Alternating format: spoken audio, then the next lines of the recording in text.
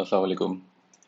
तो एक नज़र हम डाल लेते हैं इसमें गो डैडी ऑक्शंस पे और ऑक्शंस की एक्चुअली कमीशंस पे जो गो डैडी आपसे चार्ज करेगा जब आपका डोमेन गो डैडी के नेटवर्क से सेल होगा। ठीक है। तो इसका यूआरएल है, ये मैं इसको भी लिख दूंगा। और जैसे हम ये देखते हैं, all premium listings sold on GoDaddy regardless of its prices are handled at the same. ठीक है। अब कहता है price of the domain, sale price of the domain 5,000 के अंदर है अगर, तो ये 20% चार्ज करेगा या मिनिमम $15 तो लेगा ही लेगा। ठीक है। और 5 दिन जो है वो पेमेंट होल्ड पे रहेगी, प्लस जो भी पेमेंट का टाइम फ्रेम होता है क्लियर होने का, वो उसके बाद ये दो पेमेंट जो है वो आपको रिलीज कर देगा। अब ये पेमेंट आप इससे पेपाल पे भी ले सकते हैं, आप बैंक ट्रांसफर भी करवा सकते हैं एसीएच के थ्रू। और भी कुछ ऑप्शंस आते हैं जब आप पेमेंट जो मेथड है इसमें ऐड करते हैं तब वो आपको देता है। ठीक है।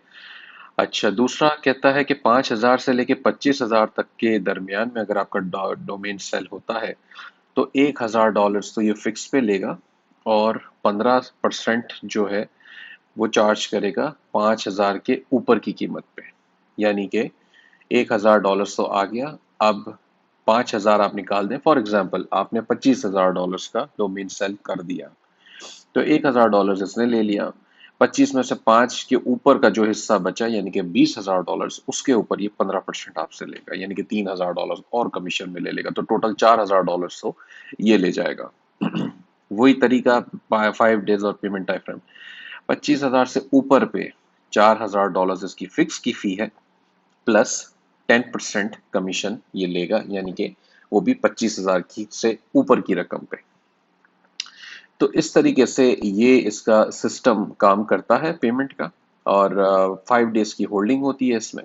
यूएस अकाउंट्स और non US accounts created before 2014। तो इसके अंदर आप देखें, आपको ये बता रहा है चेक भी देता है, पेपाल भी देता है, इलेक्ट्रॉनिक एसीएच भी डायरेक्ट ट्रांसफर बैंक में कर देगा। मेरा तो एसीएच का अकाउंट बैंक डिपॉजिट कनेक्ट हुआ हुआ है, इसलिए वो उसी में जमा करवा दिया करता है। तो ये GoDaddy का जो पेमेंट टर्म्स हैं, जो कमीशन प्लान है, वो हमने इसमें डिस्कस किया है। और इंशाल्लाह दूसरी मज़ीद कुछ चीज़ें हैं जो हम आगे नेक्स्ट वीडियोस में डिस्कस करेंगे। Thank you.